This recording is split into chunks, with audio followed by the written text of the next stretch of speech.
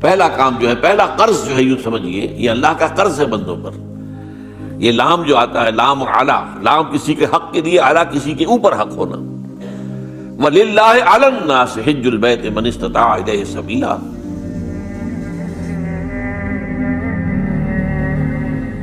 یہ تو اللہ کا حق ہے لوگوں پر، لوگوں کے ذمے.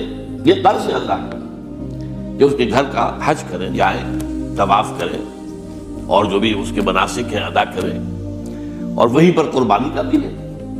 لِيَشْهَدُوا مَنَافِعَ لَهُمْ وَيَذْكُرُوا اسْمَ اللَّهِ فِي أَيَّامٍ مَّعْلُومَاتٍ عَلَىٰ مَا رَزَقَهُم مِّن بَهِيمَةِ الْأَنْعَامِ فَكُلُوا مِنْهَا وَأَطْعِمُوا الْبَائِسَ الْفَقِيرَ.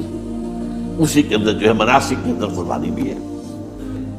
افریقہ میں آپ کو معلوم ہے، شمالی افریقہ میں زیادہ تر لوگ جو ہیں جیسے کہ ہندوستان پاکستان میں ویسے ہیں، لیکن آپ جنوب میں چلتے جائیے تو رنگ گہرا ہوتا چلا جائے گا، انتہائی سیاہ رنگ بھی ہے، سب آ رہے ہیں، شکلیں جدا ہیں، زبانیں جدا ہیں، لیکن سب کے سب جو ہے ایک ہی نغمہ ان کی زبان پر ہے ایک ہی نغمہ، کہیں واضح کہیں مبہم.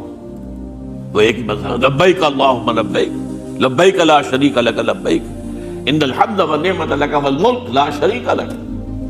اب یہ ترانہ ہے، توحید کا ترانہ ہے، اور گونج رہی ہے. اس وقت آپ اندازہ نہیں کر سکتے کہ وہ پوری سرزمین گونج رہی ہوگی اس ترانے کے ساتھ، کیونکہ تھوڑی دیر کے بعد نئے قافلے داخل ہو رہے ہیں.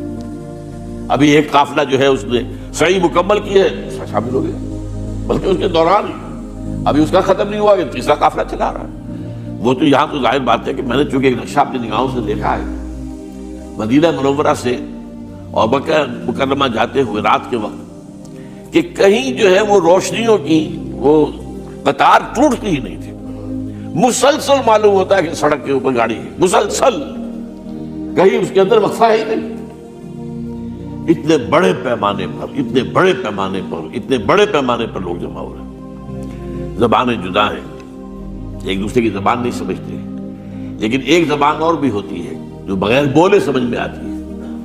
اس سے معلوم ہوتا ہے سب کے لیے محبت ہے، ہمارے بھائی ہیں، تمام مسلمان ہیں. بعض کے اندر یہ محبت کا جذبہ زیادہ ہے. ترکوں میں انڈو پاکستان کے لوگوں کے لیے بہت محبت ہے. اب وہ بات جو نہیں کر سکتے، سمجھا نہیں سکتے، لیکن ان کی آنکھوں سے، ان کے انداز سے وہ محبت ٹپکی پڑتی. تو عالمگیریت جو ہے اسلام کی، ہمگیریت، عالمگیریت، آفاقیت، اس کا جو مظہر نظر آتا ہے وہاں. پھر یہ کہ ہمارے یہاں کی جتنے بھی فرقہ بندیاں ہیں وہ وہاں ختم ہو جاتی ہیں. وہاں اہل حدیث ہیں، حنفی ہیں، مالکی ہیں، شافعی ہیں، حنبلی ہیں. یہ کام بھی کیا ہے آ کر انہوں نے آل سعود نہیں، ورنہ اس سے پہلے جو ہے وہ 4 مصلے علیحدہ تھے، وہاں پر 4 جماعتیں علیحدہ ہوتی تھی. یہ حنفی مصلی ہے، یہاں پہ حنفی امام ہے وہ پڑھائے گا. یہ شافعی مصلی ہے، شافعی امام ہے وہ نماز پڑھائے گا.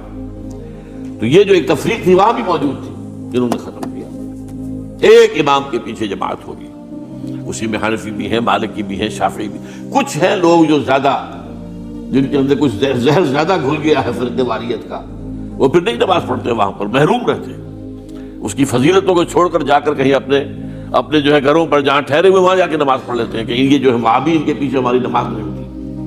لیکن نہیں، عام طور پر ایسا نہیں ہے. عام طور پر سب لوگ جمع نماز پڑھ. اور ایک سب سے بڑا مشاہدہ جو ہوتا ہے، جو مجھے سب سے پہلے ہوا تھا پہلے حج میں، یہ 1962 کی بات ہے، تو میں نے محسوس کیا کہ یہ نماز کے اندر اختلافات جو ہیں اسلام مسلمانوں میں صرف اتنے ہیں کہ جس سے جماعت نہیں ٹوٹتی. اختلافات ہیں، رفع یدین ہے یا نہیں ہے، آمین بالجہر ہے یا نہیں ہے، اختلافات تو ہیں، لیکن جماعت نہیں ٹوٹتی. وہ جو ڈرل ہے، ڈرل جیسے کہ ڈرل ہوتی ہے، آرمی پریڈ ہو رہی ہے، وہ ڈرل ختم نہیں ہوتی. ایسا نہیں ہے. میں نے جب سوچا اگر کسی مسلک کے نزدیک رکوع بھی 2 ہوتے جیسے سجدے 2 ہیں، تو وہ لوگ تو ایک رکوع کے بعد دوسرا رکوع کرتے اور باقی لوگ سجدے میں چلے گئے ہوتے، جماعت ٹوٹ جاتی. یا اگر کسی کے نزدیک ہر رکعت کے اندر جیسے رکوع ایک ہے، سجدہ بھی ایک ہی ہوتا، تو کچھ لوگ تو ایک سجدہ کر کے کھڑے ہو جاتے ہیں اور دوسرے لوگ جو ہے دوسرا سجدہ کر رہے ہوتے ہیں، جماعت ٹوٹ جاتی. تو یہ میں سمجھتا ہوں کہ یہ کس کی حکمت ہے، کس نے یہ طے کیا کہ ٹھیک ہے آپ میں رنگا رنگی بھی ہو، اے ذوق اس چمن کو ہے زیب اختلاف سے، اختلاف بھی ہے، رفع یدین بھی ہو رہا، امین بالجہل بھی ہو رہا، نہیں بھی ہو رہا ہے، سب کچھ ہے، لیکن وہ اجتماعیت نہیں ٹوٹ رہی۔ یہ یوں سمجھیے کہ یہ زندہ معجزہ ہے اسلام کا، کہ 1400 برس بیت گئے ہیں اور کتنے بڑے علاقے میں یہ اسلام پھیلا ہے، اور یہ کہ مختلف مسالک وجود میں آئے، اس میں کوئی شک نہیں ہے۔ حنفی ایک علاقے کے اندر آپ کو ملیں گے صرف شافعی، ہندوستان کا بھی مغربی ساحل کے صرف شافعی ملیں گے آپ کو۔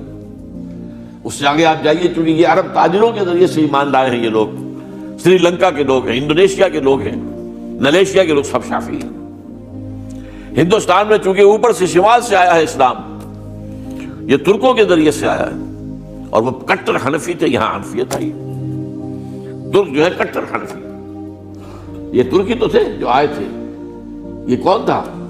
محمود غزنوی کون تھا؟ سبکتگین کون تھا؟ الپتگین کون تھا؟ بختیار کاکی کون تھا؟ قطب الدین بختیار، یہ کون تھے؟ سب ترک۔ اور ترک بھی کون؟ غلامان، خاندان غلامان یاد کیجیے۔ لیکن بہرحال ان کے ذریعے سے جو اسلام ان کے ساتھ آیا ہے وہ خالص حنفی اسلام تھا، کوئی حرج نہیں۔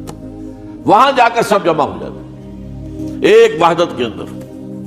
تو یہ چند مشاہدات وہاں کے ہوتے ہیں جو ہماری ظاہری آنکھوں کو بھی نظر آ جاتے ہیں، جس کا کہ قلب کے اوپر بڑا گہرا اثر پڑتا ہے۔ اب میں ایک موضوع لے رہا ہوں، یہ جو قربانی کا مسئلہ ہے، اس کے بارے میں ایک زمانے میں تو بہت منکرین حدیث کی طرف سے اس کے خلاف بڑی جو ہے ایک مہم چلی تھی کہ ختم کیا جائے اس کو، یہ خام خواہ جو ہے خرچ ہوتا ہے بہت بڑا۔